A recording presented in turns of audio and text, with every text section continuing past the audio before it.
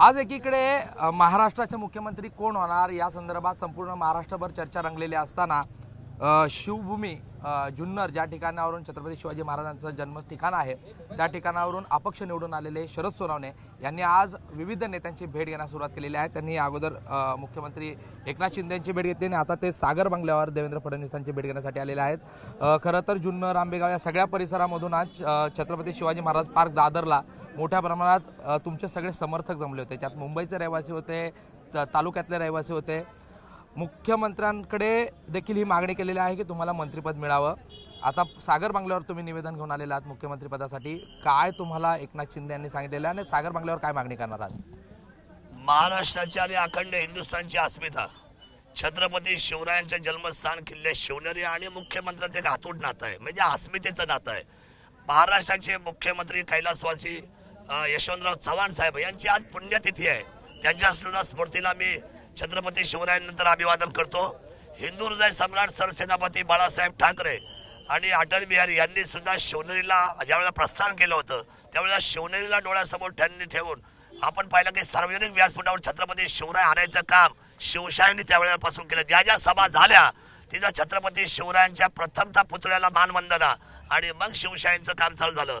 अनेक वर्षाच्या कष्टानंतर शिवशाही सरकार ज्यावेळेला इथे स्थापन झालेलं आहे आणि मागच्या 75 वर्षापैकी 60 वर्षाची चूक काँग्रेसवाल्यांनी केलेली आहे, ती चूक सुधारायची असेल तर या शिवशाही सरकारने यशवंतराव चव्हाण यांनी जो महाराष्ट्र राज्याच्या निर्मितीचा सुवर्ण कलश आणि पहिली कॅबिनेट ज्यावेळेला शिवनेरीवर घेतली तर त्या शिवनेरीचा सन्मान आज 19 फेब्रुवारी शिवजयंतीच्या निमित्ताने आपण पाहतो की मुख्यमंत्र्यांना तिथं सगळी कामं बाजूला ठेवून प्रथम नागरिक म्हणून महाराष्ट्राच्या आणि देशभराच्या तमाम शिवभक्तांना त्या ठिकाणी शुभेच्छा द्यायला यावंच लागतं आणि मोठ्या मनाने मोठ्या अंतकरणाने तिथे मुख्यमंत्री येतात। माझ्या 5 वर्षाच्या कालखंडामध्ये मी ज्यावेळेला आमदार होतो 14 ते 19 त्यावेळेला देवेंद्रजी आले, फार मोठ्या पद्धतीचा विकास त्या परिसराचा झाला।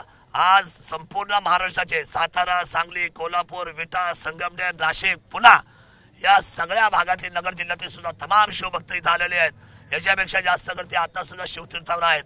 त्या सर्वांचं म्हणणं आहे की छत्रपती शिवरायांच्या जन्माच्या किल्ल्या शिवनेरीला त्या ठिकाणी मानाचं पान मिळावं आणि ह्या मंत्रिमंडळामध्ये सर्व राजकीय अनुशेष बाजूला ठेवून आपण केवळ किल्ले शिवनेरी डोळ्यासमोर ठेवून महायुती सरकारने ह्या असलेल्या 195 जुन्नर विधानसभेचा त्या ठिकाणी विचार करून त्या शिव जन्मभूमीला मानाचं पान द्यावं आणि याची नोंद सुवर्ण अक्षराने नोंदवली जाईल। संपूर्ण शिवभक्त तुमचा त्या ठिकाणी आदर करून तुमच्या उत्साहामध्ये स्वागत महाराष्ट्र राज्याची जनता करेल, आमचे शिवभक्त करेल, असं मला या ठिकाणी सांगायचं। तुम्ही अपक्ष उभा राहिला होतात, बंडखोरी केली होती, मात्र तरी देखील निवडून आलात। शिंदे साहेबांना या संदर्भात काही चर्चा झालेली आहे का मंत्रिपदासाठी, काय म्हणाले ते? मी आदरणीय एकनाथजी शिंदे साहेबांना याचं एक निवेदन दिलेलं आहे। दुसरं निवेदन मी देवेंद्र फडणवीस साहेबांचं मी घेऊन आलेलं आहे। अजित दादा आता बंगल्यावर नाही, त्यांचं सुद्धा निवेदन मी देतोय।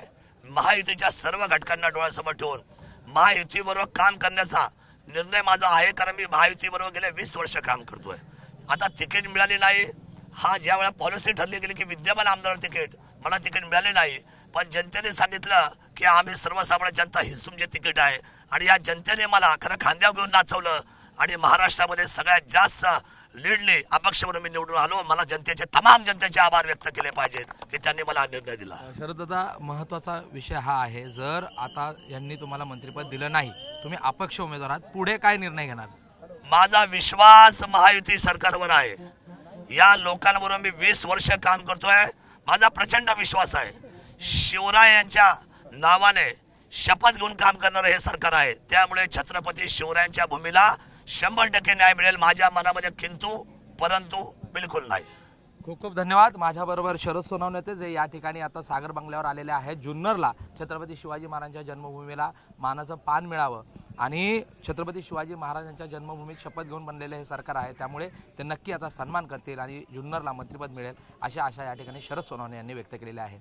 कॅमेरा पर्सन योगेंद्र गुप्तासह प्रशांत बढे, एबीपी माझा, मुंबई। एबीपी माझा, उघडा डोळे बघा नीट।